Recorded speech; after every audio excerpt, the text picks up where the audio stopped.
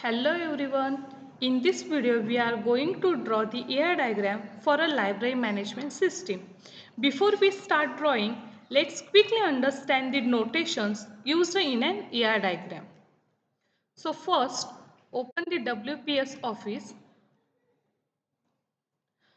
First, we use rectangle to represent an entity in our library management system.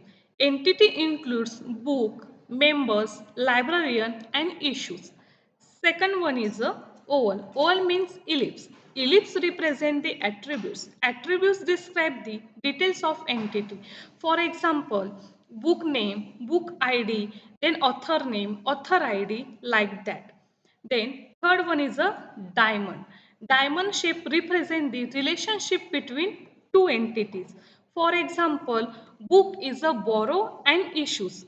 There are two entities. Next one is a line. Line connects the attributes and entities and relationship each other represent. Then last one is a double ellipse. Double ellipse represent the multivalued attributes. For example, a member may have more than one phone. So now that understand all the notation, let's start drawing the library management system ER diagram step by step. Connects all the entities, attributes and relationships correctly. Let's begin. Thank you for watching this video.